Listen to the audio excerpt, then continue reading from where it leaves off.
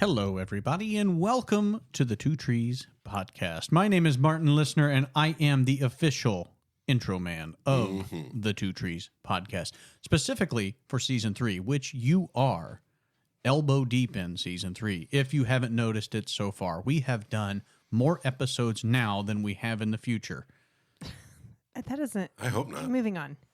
At this point in time, that is an accurate statement. But we are very well into Season 3, where we're diving into the New Testament, specifically the book of Matthew. And we're going to get into that even more today.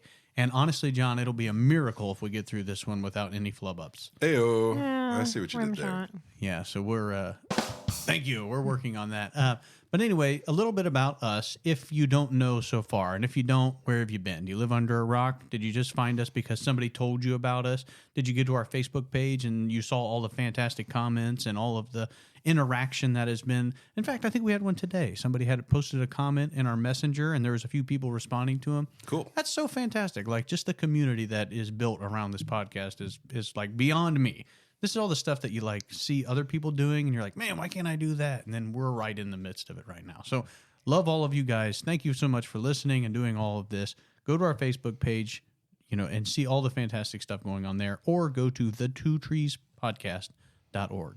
Thetwotreespodcast.org. If you saw the post on Facebook, amazing awesomeness is happening in like 2 weeks, right? Like just around the corner. Right now we're in Easter mode, trying to get ready for Holy Week is in full force. And so, yes, we do have the conference coming up the first week in May, and it's happening. Everything is working.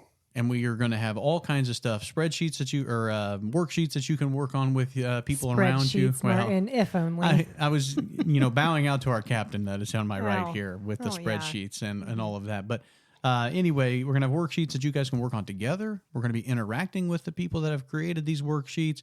Going to have live stuff that's going on that you can get in with us. So stay tuned to all of it. It's going to be absolutely fantastic. So in case you're confused about the captain, we have elected Rose to be our food captain, which means we spend a lot of time as a friend group wondering where we're going to go eat, what we're going to go do. And so what we have done is we have assigned everyone a role on our good ship adventure. And my role, I think I am the powder monkey. No, so you appointed yourself. We have yet I to carry set. the bags in to the restaurant. I am the gunner sergeant, which means I bring the comedy, right? Is that your job stimulating is stimulating conversation. Okay, perfect. And Rose's job as captain is to steer the vessel. She tells us where we're going to go eat, which she is really good at. She knows a lot of fun places to go, and she's probably the most organized of our group. Oh, no, that's Kristen. Kristen has I thought you were going to say she's good at telling people what to do. She That's is. where I thought you were going with. Oh, are you? I'm good at telling people what to do. Is that the question on the table? That was aggressive, Rose. Keep going, John. I feel like I'm supposed to be doing something, and I don't know what it is. Actually, as the powder monkey, you can also carry all the leftovers out of the restaurant for everybody. I can do that. Yeah, great. I'll get you a Sharpie. Yes. So if you have your own friend group, make sure to assign everybody very specific things that they have to do. Our friend group has been humming along perfectly for the past 4 days that this has been in place. Yes. Yeah, but Rose got her captain's hat today. It came in the mail. It's amazing. We're making her I wear haven't it. taken it off since I got it. We 20 may minutes post it ago. on our Facebook page. Oh, please don't, we Martin. are. Coming up. That's happening. So, Yeah, it's a bad picture. So if you don't like us yet, this will be worth liking us for to see. Today's been kind of a busy day. I met with our friends Anthony Delgado and Caleb Amos, and we recorded earlier today, so look out for that. They had a lot of fun. We had a lot of fun. I enjoyed getting to know Caleb, and it's always fun to talk to Anthony, and so I'm looking forward to releasing that episode to you guys. And so tonight we are advancing into the text. We are pushing on into the Gospel of Matthew. We have finished what's called the Sermon on the Mount. which is the very first of 5 sermons in the Gospel of Matthew. That's not an accident. Matthew purposefully chooses this number, we assume, to match the books of Torah, because Jesus definitely preached more than 5 times. And so why record these ones? It's not accidental. The book of Matthew in particular, there's a lot of effort that went into making it artistic, beautiful. He sets up sets and patterns in the wording and also in the stories that he uses. It isn't chronological. It's not and then, and then, and then. Instead, he seems to be moving through themes from one topic onto another. And so we began with the Christmas story, right? The events of the birth of Jesus, and rolled into John the Baptist, everyone's favorite bug eater. And then we did the Sermon on the Mount. And then when you come down the mountain from the Sermon on the Mount, you are immediately met with miracles. John, I got a quick question before we get into the miracles. When you're talking about all the effort that was put in to make these books artistic, would Matthew kind of say that this was his masterpiece? You know, was writing the Gospel of Matthew kind of what he would maybe even say was his reason for being here? Yeah, I think. Well, I mean, I never met the man, but I have read him, and he seems to have taken great care in selecting the stories and how he's going to say things and where he's going to place them and how he's going to address them. I guess just when I was growing up or learning about this, I always just thought the Holy Spirit came down and said, okay, Matthew, it's time to go. And like 4 hours later, poof, here's my book report. Send it in to the writers and we're going to be in the Bible. But it seems like this was a lifelong, group of events that happened, and it's put together so eloquently. And I think that puts a lot more emphasis on what these books are telling than if you just say, well, the Holy Spirit came down, told him what to put down, and he scribbled it down real quick. Yeah, and remember that this is not Matthew's native language. Matthew is a Levite. He's an Israelite.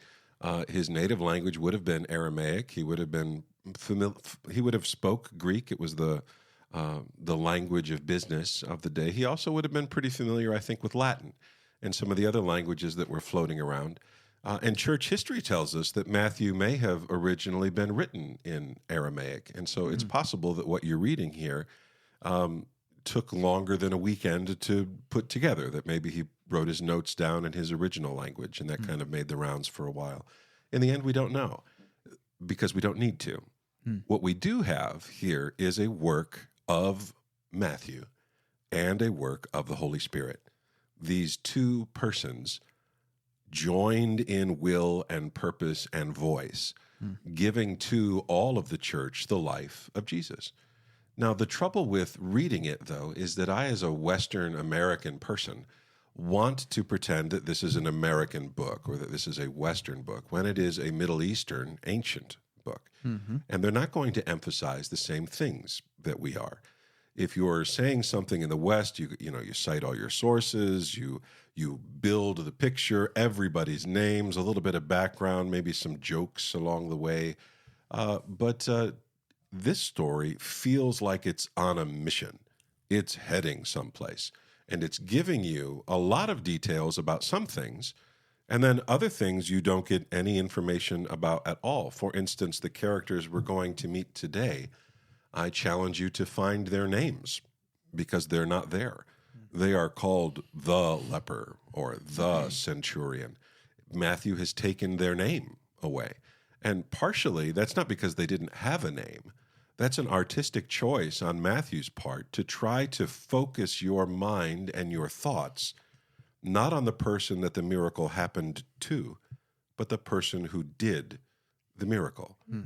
If you remember when we talked about the book of Exodus before, I mentioned that the names of the gods of Egypt are stripped from the story. Even the name of Pharaoh is stripped from the story. And that's not because no one knew their names. That's purposeful, so that you leave that story knowing the Lord is God, that is undisputable. I think another way of thinking about what you're mentioning is if you were going to retell the stories that you're going to hear today, wouldn't it be so much easier if you could just had to remember the leper instead of remember some other random guy's name and then Jesus? because then you're focusing more on that than you are Jesus. So just try to retell these stories to somebody else. You're going to know what's important because of what you remember by that. Yeah, and it also widens the story itself. It isn't just about that leper. It makes me think of God's will against sickness, God's call not just to this poor person, but to all poor people. And so I'm not saying that it didn't really happen. It absolutely really happened to a real individual. But the way that Matthew writes it is there to show us, wow, this is a bigger story than you think it is. And so what Matthew does in the next section of literature is he's going to give you what I call the miracle cycles. There are 3 sets of 3, okay? So what you're going to get is a miracle, a miracle, a miracle, and a lesson on discipleship. And then you're going to get a miracle, a miracle, a miracle, and a lesson on Is discipleship. this over the whole book of Matthew? Over the next 3 sections Okay. here. All right. So 9 miracles. I can do a 9 little bit of miracles math. and Okay. 3 lessons on discipleship, All right. which gives you how many? 12. I was like, Very what? good, Martin. Rose, I can do math. I can do math, Three except was, double I was digits like- is rough. Ran how out of many, fingers. How many of what? You know? Yeah, well, Miracles 12 or is a disciple? symbolically important Gotcha. number. And so Matthew could have listed lots and lots of miracles. The Apostle John even kind of ends his book by saying, if I told you all the cool things that Jesus did, I would go broke. I can't buy that much ink. Not all the scrolls in the world could contain the stories that I have to tell you about Jesus. And these ones are chosen. And so the question I would ask is, why? Why does the Holy Spirit, why does Matthew draw his mind and his thoughts to this particular thought? And so I think that by knowing the structure of what I'm looking at, it helps me to dig into what Matthew is trying to say. It isn't just rambling on. He's going to give you 3 miracles and then thoughts on discipleship. So we're going to jump into this today, and the very first place we're going to go is what I would call a summary verse. It's in chapter 8, verses 16 through 17. That evening they brought to him many who were oppressed by demons, and he cast out the spirits with a word and healed all who were sick. This was to fulfill what was spoken by the prophet Isaiah. He took our illnesses and bore our diseases. So this is what's happening over the next several passages of Scripture here. It's going to actually push past the chapter break into the next chapter. It's not just one chapter and then on to the next. It is a literary cycle. And so what it's about is God demonstrating that he can roll the power of sin backwards, that he cares about our sin problem, sure, but he also cares about the actual physical, everyday problems that we face. I'm sick. God, help me. Oh, my wife is ill. Lord, help me. Oh, I have a need here. Does God care about the small things as well as the big things? And so remember, this is to show us, this is the Lord Most High. This is the God of gods, the King of kings, mighty and awesome. And he has come down literally into the dirt. He's come down the mountain, having preached the greatest sermon of all time, and is now ready to show his power on the earth. And so when Matthew talks about this, he gives you this summary sentence, right? Everyone was bringing him demon-possessed people and the sick. If I had to describe what the forces of sin and death look like, those are your top 2 contenders, right? The spiritual wickedness in the heavenly places and the sickness that so easily infects our lives and brings death upon us. And it draws your mind back to the Garden of Eden, when we lost this, when the tree of life was taken away, and that's the result of the temptation by the serpent. And so is God able to bring Eden out of the garden to where mankind is dwelling? And the answer to that is yes. He's done it before, and he's going to do it again. The last time that he did this, there's lots of them. I think of Israel in the wilderness. They've been bad-mouthing God, and so serpents come and are biting them, and all of a sudden the Lord gives them victory over the serpents. He says, look to this pole, this cross that's lifted up, and a bronze serpent is laid on it, which is a sign of healing. And God more or less says, if you turn your eyes to that, I will heal you. When he's in the garden, he brings judgment onto the forces of Egypt. There are lots of times that God brings health or God brings sickness, and this is a way of showing who Jesus is.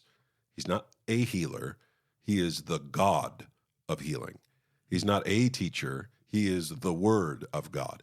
He is the fulfillment of everything that we've been thinking about in these last couple chapters. Mm-hmm. And so Matthew brings this up. He says, this is to show you what was spoken of by the prophet Isaiah.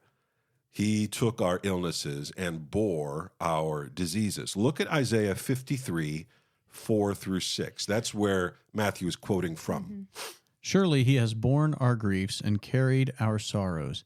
Yet we esteem him stricken, smitten by God, and afflicted. But he was pierced for our transgressions. He was crushed for our iniquities. Upon him was the chastisement that brought us peace. And with his wounds we are healed. All we like sheep have gone astray. We have turned every one to his own way. And the Lord has laid on him the iniquity of us all. So he's talking here about the servant of the Lord who's coming, the Messiah who's coming. And Matthew engages in that practice that we called stringing pearls. He quotes from one part of a larger text, and anyone who's reading it knows to load the whole passage into the conversation. And so by quoting this part, it sounds like he's saying Jesus was just really interested in healing people. And then when you go read the quote in Isaiah, you see God isn't just interested in temporarily fixing a health problem. He is at war with sin. He is going to bear our iniquities. He is going to bring death upon himself. He's going to be pierced for our transgressions, crushed for our iniquities, the pain, the chastisement, the punishment that has brought us peace. This is gospel. Mm-hmm. This is the death, the burial, and the resurrection. Well, and the thing, which we'll be getting into this as we work through the miracles, is it's such a poor exchange for him. He takes on our illnesses and he gives us life, and it's just amazing that, like, the woman with the issue of blood just barely touches him and power goes out, but yet he has to take on that from us. Right.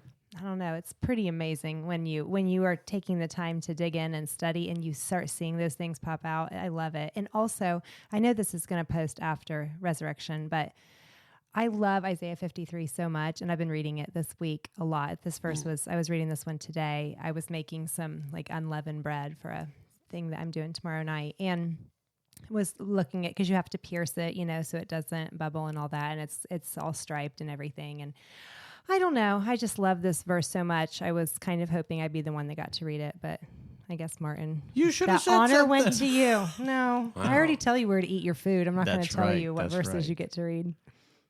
So far, you haven't really told us where to eat yet, though. I told you to come to my house for pizza.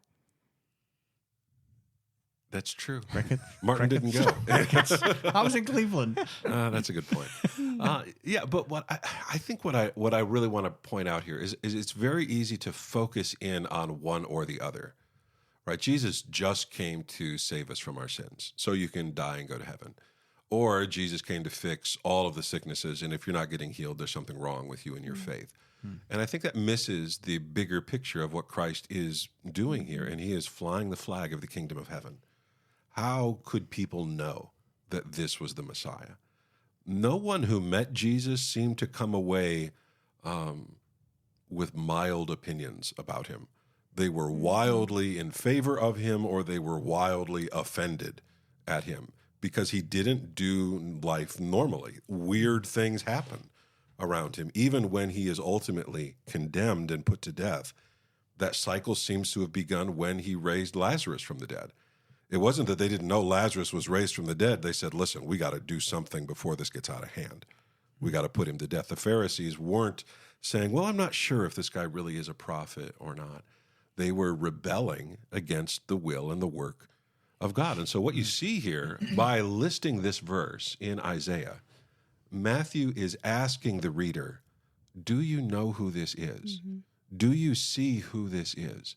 The speaker that you just heard on the mountain is the servant of Isaiah. This is the one who is going to be pierced.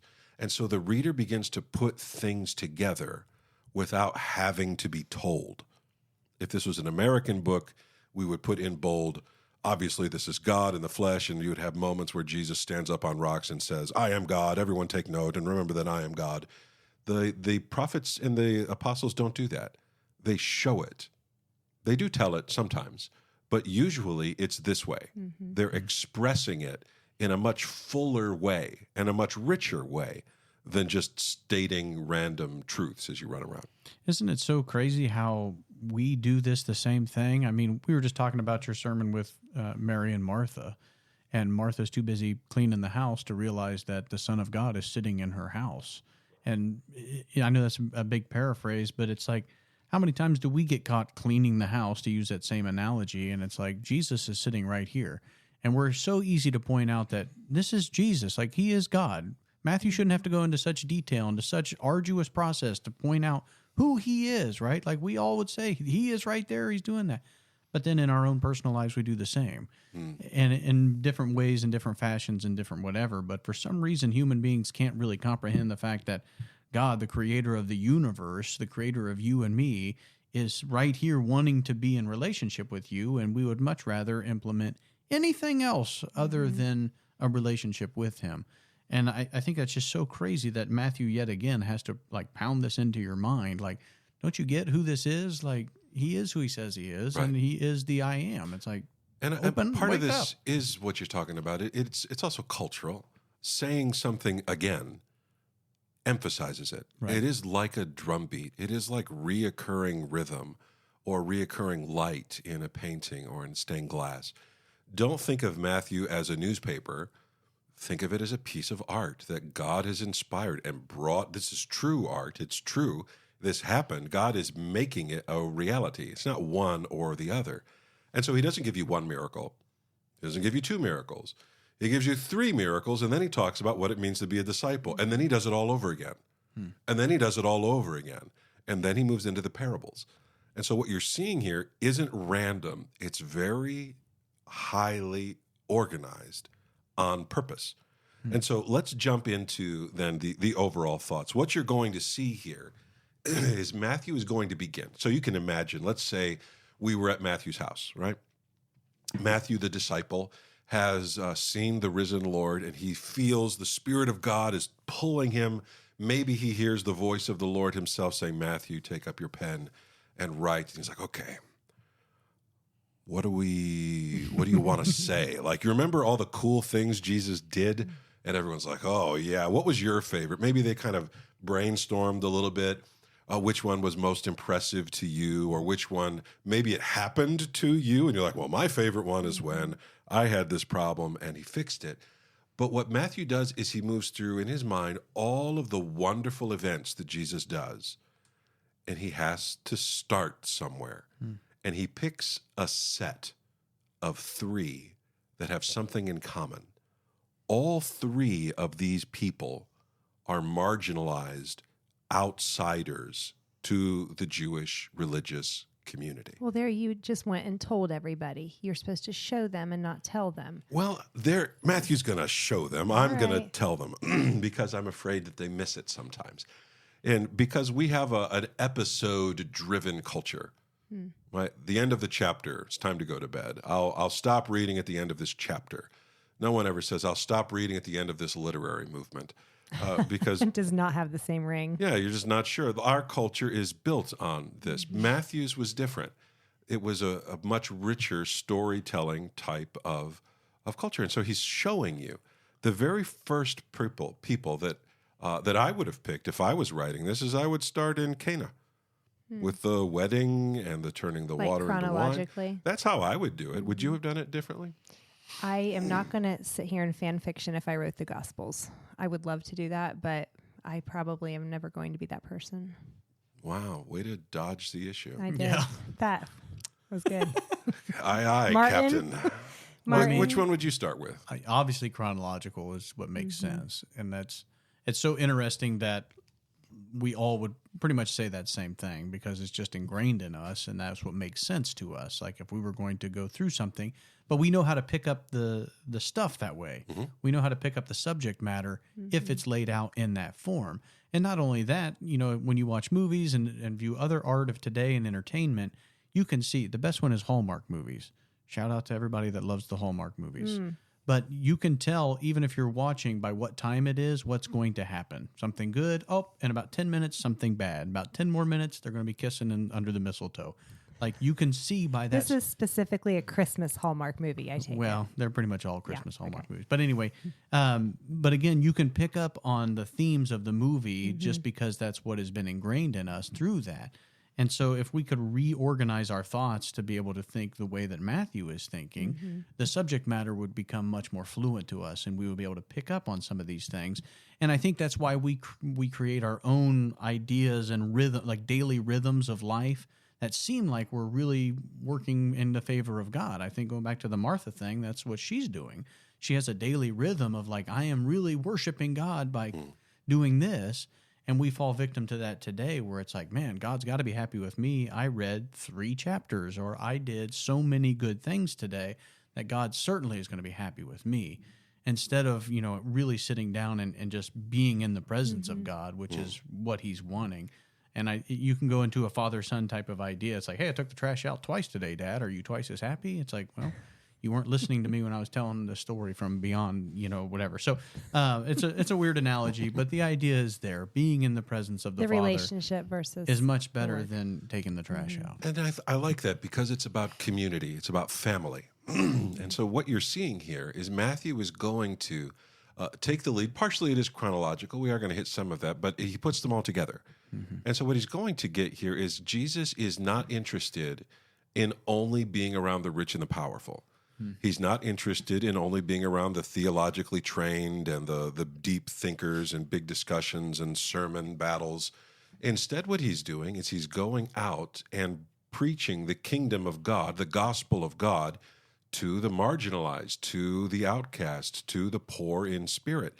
And he's doing this for the purpose of bringing them physical healing themselves, but also for the purpose of bringing a restoration of community. Each of these people is going to find themselves not only physically fixed, but brought back into the world of their families that they had been cast out of. And so God is going to be working on many levels in these. So let's take a look at Matthew chapter 8, verses 1 through 4. When he came down from the mountain, great crowds followed him. And behold, a leper came to him and knelt before him, saying, Lord, if you will, you can make me clean. And Jesus stretched out his hand and touched him, saying, I will, be clean. And immediately his leprosy was cleansed. And Jesus said to him, See that you say nothing to anyone, but go, show yourself to the priest, and offer the gift that Moses commanded for a proof to them. So normally, when a person, not normally, always, when a person touches someone who is unclean, according to the law, they become unclean. Jesus is this principle in reverse. That's exactly what I was saying earlier in Isaiah. The exchange rate is wildly in our favor. Agreed. And not in his. It must be a great love that drives him. Do you remember in Isaiah chapter 6 when the prophet sees the Lord high and lifted up and he hits the deck and he starts yelling, I'm a dead man. My eyes have seen the King, the Lord of hosts. And one of the seraphim takes coals off of the altar and touches his lips with the coal. And the angel says, this has touched your lips. Behold, your iniquity has been taken away, meaning that something holy has touched you, and now you are holy, not the other way around. This is heaven working on the earth. Okay, this connects back. There's lots of Isaiah in this book. And so what he's doing here is this leper, who, by the way, shouldn't be anywhere close to where Jesus was preaching. Leprosy isn't just leprosy as we understand it today. Leprosy is pretty much any skin disease that was floating around out there, and it frightened people because it was the kind of sickness that killed you while you were alive. Bits of your body would fall off. You would get horrible sores, and there was nothing much that could be done about it. And parts of leprosy, types of leprosy, were incredibly contagious, and it was a sign of living death. Someone who had gone through leprosy or been diagnosed with leprosy, their family may have had a funeral for them. You are quite literally dead even though you are alive. They would have been driven out of their home and cast out from the community, and the only people they would have been around were other lepers.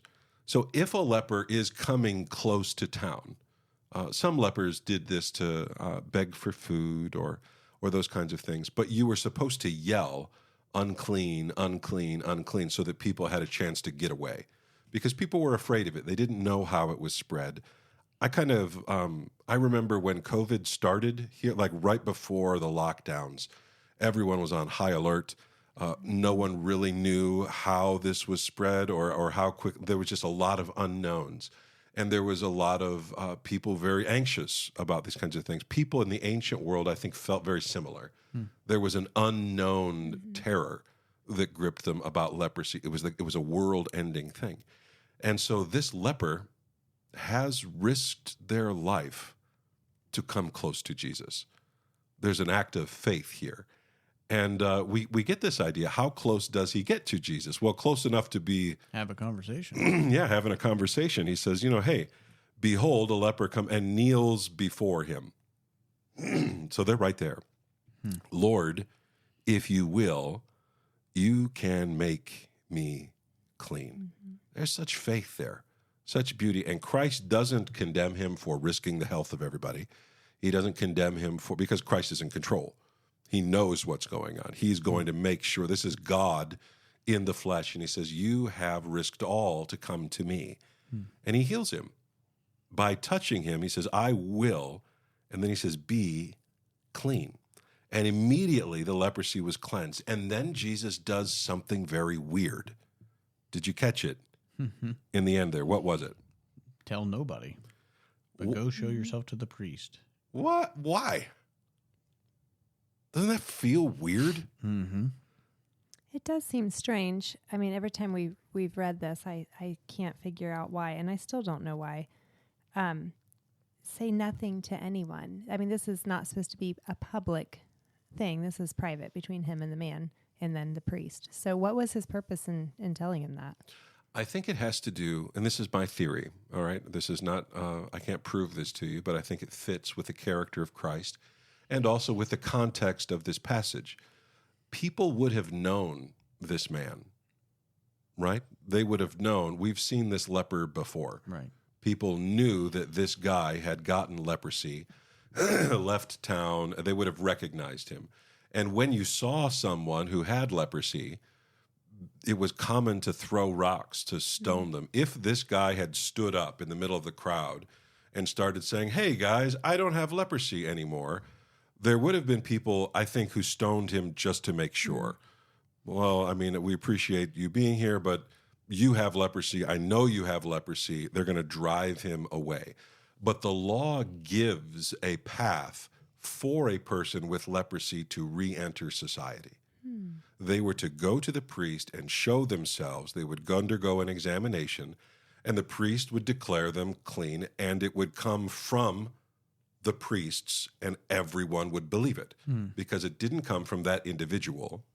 If I told you, listen, I don't have leprosy, it's not going to mean as much as if the doctor comes in and says, don't worry, he doesn't have leprosy. You follow this? Oh, yeah. By doing it this way, Jesus is ensuring the safety of this man who formerly had leprosy. And he's not going to say, I need you to go tell everyone that you meet what happened. Jesus seems to care a lot about this man's safety and this man's life. He not only frees him from leprosy, but frees him to re-engage with society. And people would have asked him, what happened? What happened? There's a sense of mystery and longing to look into this. But it's also a clear indication of Jesus saying what we should do when we help people. A lot of the times, even when you say you're not doing this, you're helping people so that everybody knows that you helped them, right?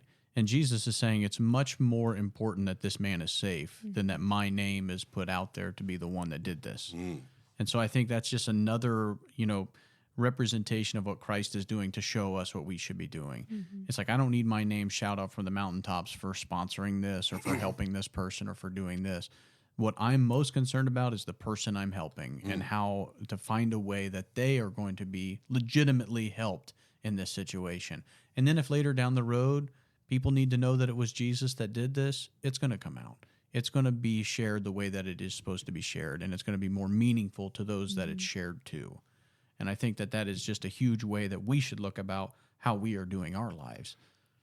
Yeah, I mean, so if this guy had gone out and told everyone what had happened, it wouldn't have had the reach that Matthew putting in the gospel has had.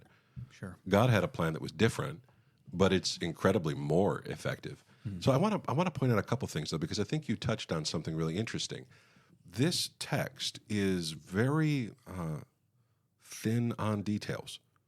What was the name of the leper? Where did he come from? Did he hear the Sermon on the Mount? Where did he go that had priests? How long afterwards is this? Is there anyone else around?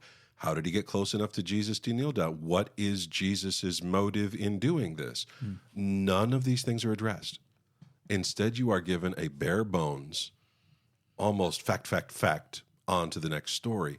It is purposefully vague because it leaves you the room to ask the questions like you just did, Martin. How can I apply this teaching? How can I see the need in myself in this event? It leaves that door open. And I think that if it had gotten incredibly specific, you lose that. Matthew purposefully leaves this here so that you are left wondering, why does Jesus act this way? And how can I be more like my Lord? And you're going to see this in time after time after time. There isn't a recipe for righteousness given. There is a direction that's given. I think the rule book that you're looking for is so specific. I know we've talked about this before, but if you just look for the revised code for your state, let alone the federal government, how many hundreds of millions of bazillions of laws that there are, because we're trying to diagnose every specific example that we can think of. But what Jesus is saying is like, look, this guy has a general problem here. This is how I'm going to act towards that. I'm not telling you what to do, but I'm showing you a way that prioritizes the person that I'm dealing with more than the status, more than anything else that is involved. And then if you apply that principle to your daily life, you're going to find a lot of answers that you didn't have before. And so remember what Jesus has just been doing on the mountain. He's been teaching about Torah, and he gave examples. Remember this? There's commentary on the teachings, just like Moses had commentary on the Ten Commandments. Now he comes down the mountain, and what do you get? You don't get it. You don't hear it. You see it. He's said it. He's given you examples of it, and now he's showing it to you in action. What does it mean to love your neighbor as yourself? What does it mean to hunger and thirst after righteousness? These aren't separate episodes. They're united in purpose and form. So no name is given, right? Let's move on to the text. This is chapter 8, verses 5 through 13. When he had entered Capernaum, a centurion came forward to him, appealing to him, "Lord, my servant is lying paralyzed at home, suffering terribly." And he said to him, "I will come and heal him." But the centurion replied, "Lord, I am not worthy to have you come under my roof, but only say the word, and my servant will be healed. For I too am a man under authority, with soldiers under me. I say to one, 'Go,' and he goes, and to another, 'Come,' and he comes, and my servant, 'Do this,' and he does it." When Jesus heard this, he marveled and said to those who followed him, "Truly I tell you, with no one in Israel have I found such faith. I tell you, many will come from east and west and recline at table with Abraham, Isaac, and Jacob in the kingdom of heaven, while the Son of the kingdom will be thrown into the outer darkness. In the place there will be weeping and gnashing of teeth." And to the centurion Jesus said, "Go, let it be done for you as you have believed." And the servant was healed at that very moment. So the very first person we meet is a leper. He is way outside of society, right? Not part of the culture at all. He's an outsider. Who's the next person you meet? Centurion. A Gentile captain of a Roman unit. This guy is also not welcome at good, nice family get-togethers in Nazareth. First guy's a leper. Second guy is one of the occupying Roman soldiers. And not just one of the soldiers, one of the centurions. A high ranking. Why? Why would Matthew start out this way? If he's trying to appeal to a Jewish audience, this feels backwards, right? He seems to be more interested in the outside than the inside. He's talking to the edges, not to the center. What was the centurion's name? We don't know. Why?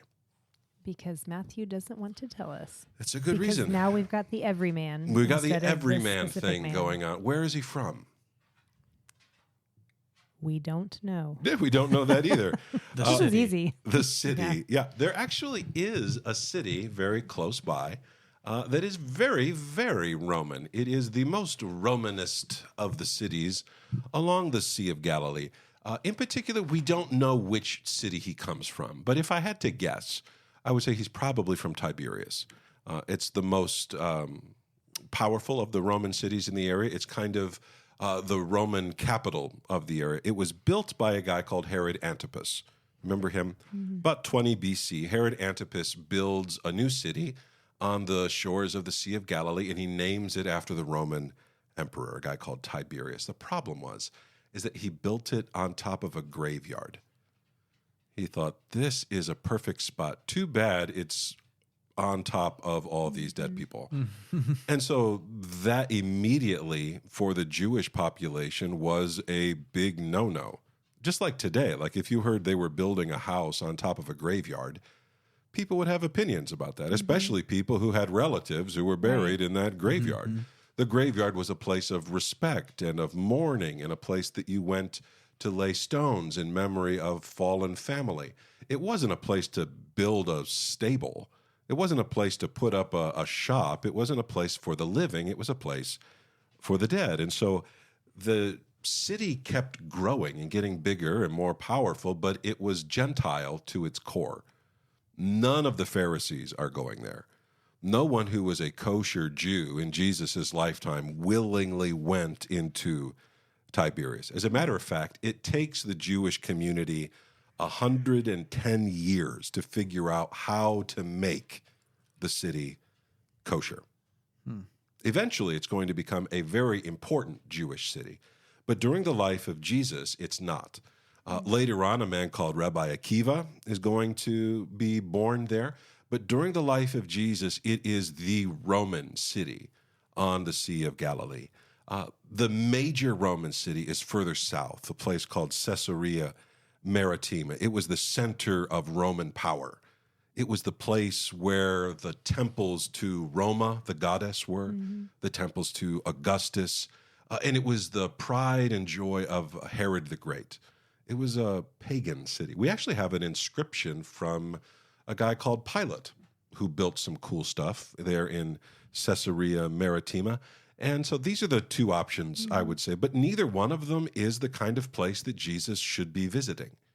And so when this centurion comes to Jesus, he doesn't say, "Come to my home."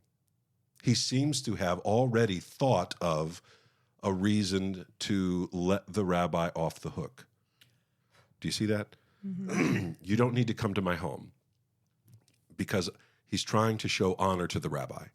I don't want to put you in an awkward spot. I know that coming to my home will cost you in the eyes of your followers. And so what he does, the centurion says, "You are my equal. I tell men to go, and they go." The rabbi is being lifted up. Jesus is being lifted up by the mouth of a Gentile. It is through the mouth of this Gentile that Jesus is being given honor, and not by the Pharisees, not by the Sadducees. This is an unwelcome person. So what exactly is a centurion? A centurion is, he's an officer in the Roman army, and he commands anywhere from 80 to 100 men, right? So he's not in charge of the whole army. He has a very manageable unit, and his job is to keep everyone in the battle line. That makes sense? All the swords and shields need to point the right way, which meant that when the enemy charged, the men in the unit needed to be more afraid of the centurion behind them than of the charging barbarians in front of them.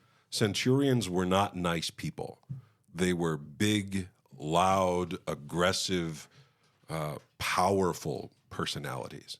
And this man seems to have a reputation of understanding. It's unusual.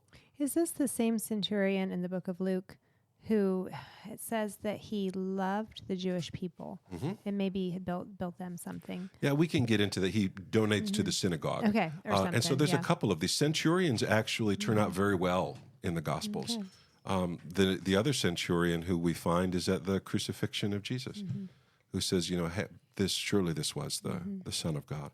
And so the centurions in the Gospel, they call him Lord.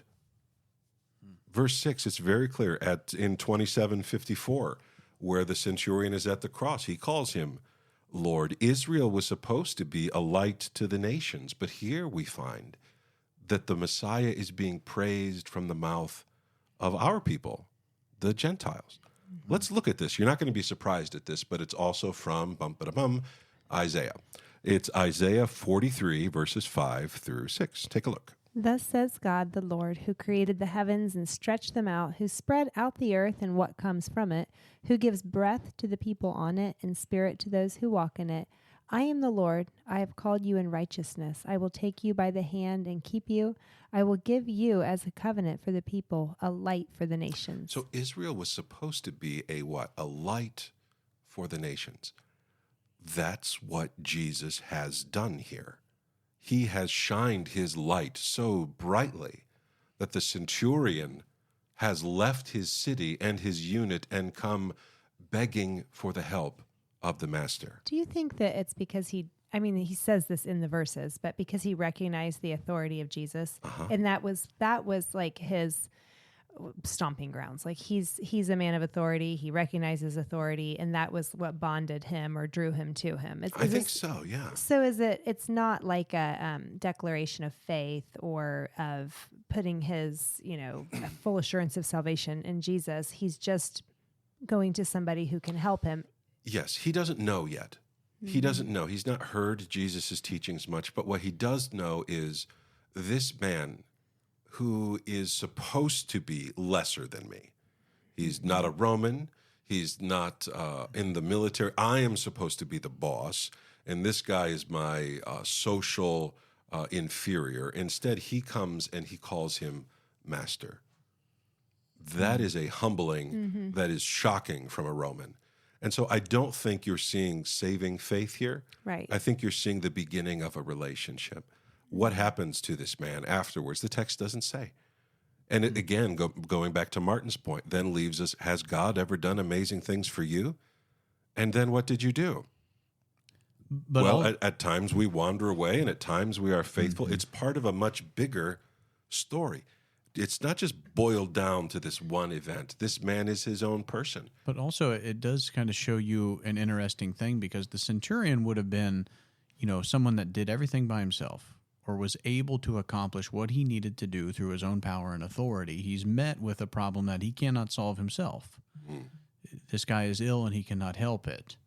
And so he is searching for something that is bigger and better than himself, and it leads him to the Lord. Something otherworldly from heaven. And not only that, but just true authority. The centurion is very full of himself, is very knowing that he is capable and powerful in multitude of ways. But then when you come to your life where there is something that you cannot fix, no matter what is going on, there is something out there that is better and bigger and more powerful, more authoritative than what you can do by pulling up your bootstraps in the morning. And it's a very it's not a very unique way of starting a relationship with God. I think there's many people out there that face a problem that they cannot fix, and they need to look for something that is above themselves. What does the text say? That the fear of the Lord is the beginning of wisdom? There you go. Humble yourself in the sight of the Lord, and he will lift you up. This man comes not for himself and not for his equal. He comes for his servant, for his slave. He is shepherding in a way. We don't know anything about the servant. We can make guesses. You think this Roman offered sacrifices to his gods? I imagine Jesus he's heard and he has hope again.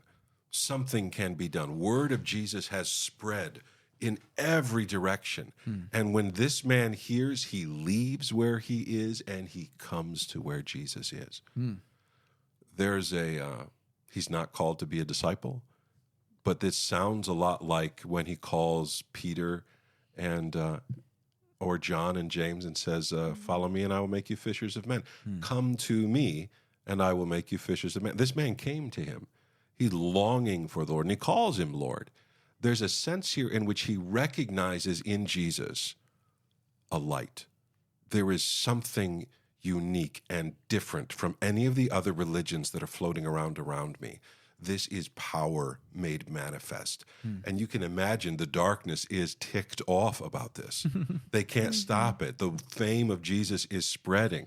Let's go to another verse in Isaiah. I want to talk about branches. You're not going to get an episode without tree imagery from me.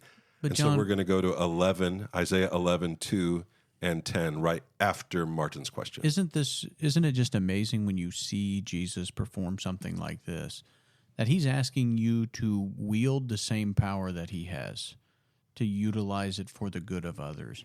I think that's very scary to have that understanding, because, C.S. Lewis talks about the weight of glory and all of this, and it's just like this kind of stuff that Jesus does. You're like, well, yeah, because it's Jesus, and, he knows everything, and he is all-powerful and all-knowing, but you talk back to the coal, it's not God that puts the coal on Isaiah's lips. It's the seraphim. And I'm not saying that we're equal to seraphim, but it's the same idea that there are people out there that are going to know or are needing to know that they are the same boat as Isaiah. They are unclean. They are unworthy. Yeah, exactly. And we have the ability to, through the power of the Spirit and God, to be able to put the coal on these people's lips. Not just the ability to, I would say, but the expectation. The responsibility. We are to image God. And that's such a scary thought if we take the mindset of the centurion that says, I can handle this, I can do this, I am a powerful, respected man, I can help my fellow person out. If he takes that, his friend dies. But he takes the approach of, Lord, you are master, Yes. help my friend. Yes. And it's like, just put yourself in that little situation there and imagine the fear of that, the anxiety or the whatever of wielding that power is completely gone. I want to address what I think could be a hang-up for some of our listeners that I've encountered, and that is that I don't demand God do it. I wait. Like, I don't say, well, are you hungry? Well, I would feed you with the food that I have, but I'll just wait for God to feed you. I am to wield whatever power I have to bless those around me. Sure. I don't just sit back and wait for the Lord to take care of your problem. If I have the ability to help, I will. If I have the ability to bless, I will. A tree is to give off the fruit of the Spirit. And so, but sometimes does God do the miraculous? Absolutely he does, and we praise him for it. Right. But that doesn't let you off the hook to wield what strength you have against the darkness. Absolutely. Now, Jesus, this is God in the flesh. And so this is the A-team in absolute. He's going to say, I don't even need to visit your town. You're right. I can send the word and Rose, what are you doing? So sorry.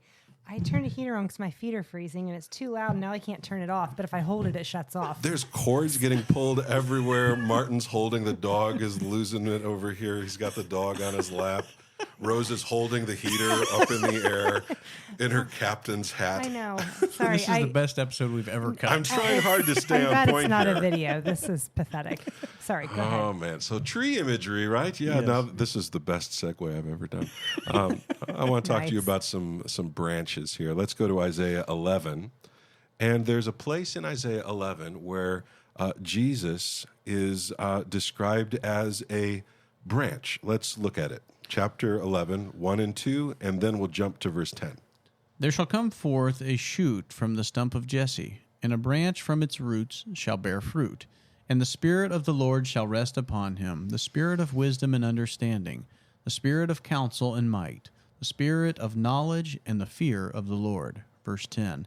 In that day the root of Jesse, who shall stand as a signal for the peoples, of him shall the nations inquire, and his resting place shall be glorious. So when the branch comes, when the branch of David, the root of Jesse, when the tree of the Lord is there, the nations will come asking.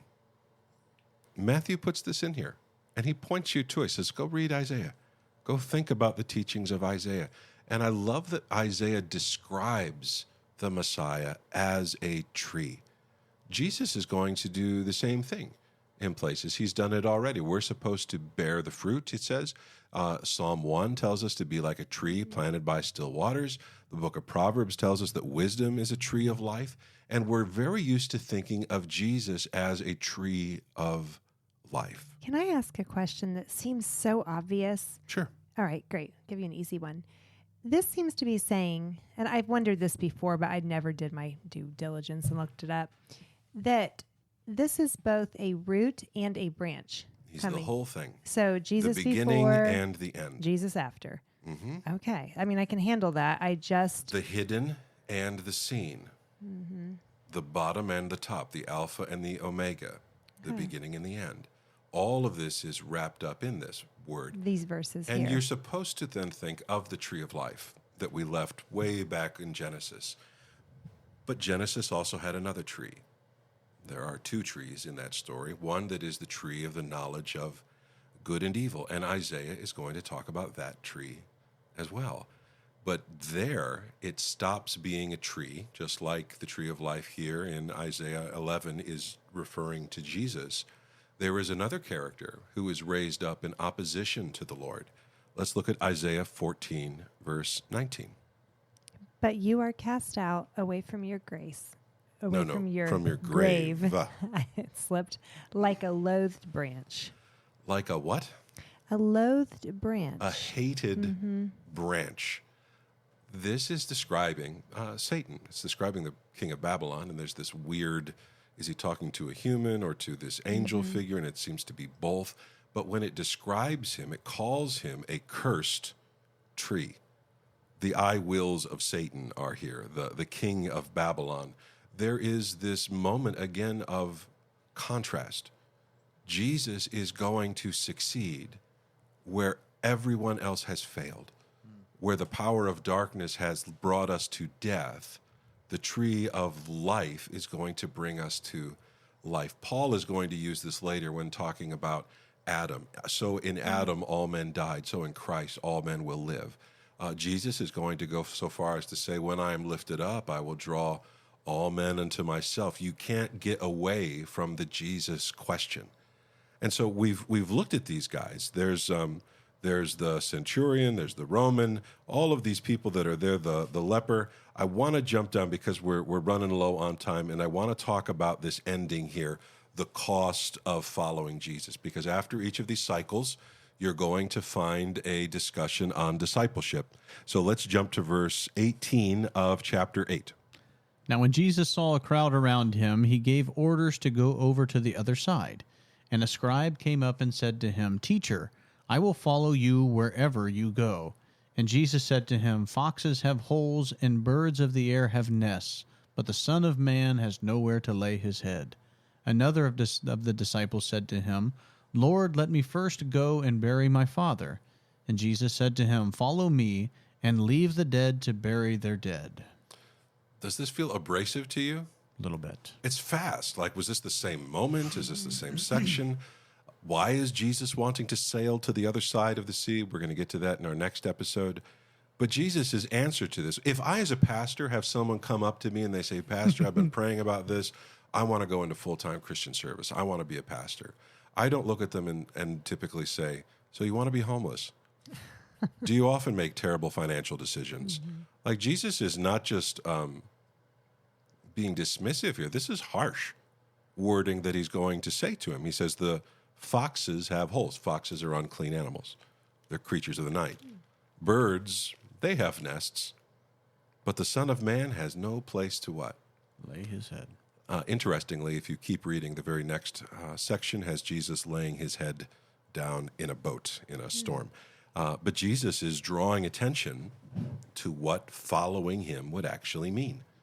You would think it would mean wealth, power, glory, celebrity, fame, celebrity. I mean, people are traveling from all over the world just to see him. Jesus tells them, you want to follow me? You're not going to get what you think you're going to get. We're not going to be passing around the collection plate all the time and, this is the will of God. We're going to build this church right here, and we need $50 billion to make it look the right way. He says, what we're going to do is we are going to be a giver. Who gives the fox their hole? Who gives the birds their nest? Who is it that cares for the sparrow? It's the Lord who does these things. He's telling this person to count the cost. So do you think this person is attracted to Jesus because of his power? It's the implication that's here. Almost like a toxic side, like the centurion came to him because of his authority, and that was a respectful and humbling thing to do. And this guy's like, I'm going to jump on this bandwagon of, It's possible, but remember, Matthew is purposefully vague.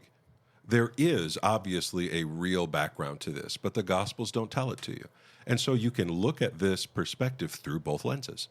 Say, well, what if it's someone who really has bad intentions? Well, then these things come into focus. What if it's someone who really has good intentions? Well, then these things come into focus. Jesus' teachings and sayings never work on just one level. Right. They are deep and beautifully organized and put together so that they will bring light to conversation after conversation. And so this part is the one that most people are comfortable with. It's the second person here that upsets most readers. This man says, Lord, let me first go and bury my father. And Jesus said to him, follow me and leave the dead to bury the dead. In ancient Israel, I'm just going to give you a little bit of culture here. Burials took place in two parts, and they were not close together. The very first burial is the body would be laid in a tomb and wrapped up so that it would decompose. Months and months and months later, they would go into the tomb and collect the bones of the deceased and put them in what was called an ossuary, a bone box. And then you slept with your fathers. You collected all the family bones in the box, right?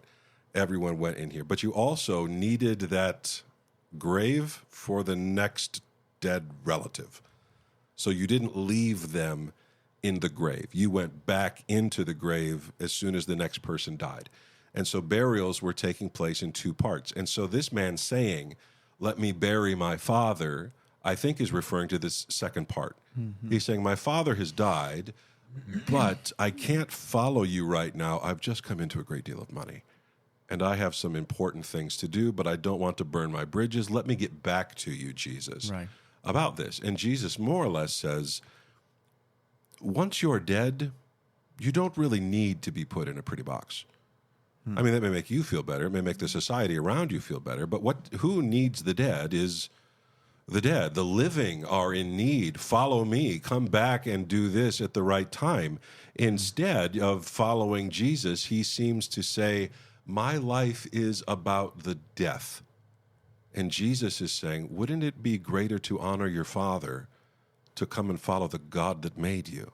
There's a very real contrast here. He's not telling him to disrespect his father. Okay, this isn't Jesus just throwing the Torah out the window. Jesus has shown this, but burials took place in multiple settings. It's not as though the dad was going to go away. And honestly, Jesus has a habit of healing people who have died. Wouldn't it have been great to say, hey, we're not going to need this tomb for a while. I'm working for a guy. He knows how to just snap his fingers and you're not dead anymore. Instead, this guy seems to be worried about it. He's put his apples in wealth. This is his focus. And it reminds me of an Old Testament story. We're over our hour, so I'm going to start wrapping it up here. Let's go to 1 Kings chapter 19 through 21. So he departed from there and found Elisha, the son of Shaphat, who was plowing with 12 yoke of oxen in front of him, and he was with the 12th. Elijah passed by him and cast his cloak upon him, and he left the oxen and ran after Elijah and said, let me kiss my father and my mother, and then I will follow you. And he said to him, go back again, for what have I done to you? And he returned from following him and took the yoke of oxen and sacrificed them and boiled their flesh with the yokes of the oxen and gave it to the people, and they ate. Then he arose and went after Elijah and assisted him. Elijah is acting out of a loving, giving heart. You can't help but notice the calling of the disciples in this story. There are 12 pairs of oxen, right? They're plowing the field all together, like in a line. There they go. Elisha's dad is leading the way, and Elijah interrupts his workday. I think of the farmers who live here. What would it take to pull one of the farmers out of their combine? Like if I go up and I knock on the door of their combine, first of all, that would be dumb because I'm going to get run over. But they're not going to stop. These guys love farming. They look forward to this all year. It is heaven to them. And to just be like, you know what, you're right. I'm going to burn my combine and cook all of this stuff, and I'm just going to come and... This is a massive gesture. Elijah turns loss into abundance. And the idea here is that neither person's name is mentioned here. There's a pair, again, of unnamed people. Elisha uses his calling as a means to feed others, as a means to bless others, as a means to give God glory. This man at the end of this story says, let me go and bury my father, and when it's convenient, then I will come and follow you. You read these, and you can tell there's something different about the hearts of these people. Elijah feeds his community. The whole community would have rejoiced in Elijah's calling. Following Jesus is not about enriching yourself, but it's rather about loving God, which results in loving your neighbor. These passages are very abrupt. They're very short, and you can read them different ways. And I would encourage you to do that. Think about it. Ask yourself, how does this shine light onto my life? Martin, you love application. These passages are made for this. Not all texts jump as quickly to this, but you're going to love the miracle cycles because they're just going to scratch that itch. My time to shine. Your time to shine. And we're talking about Jesus, the God of gods, the King of kings, the Lord of lords, mighty and awesome.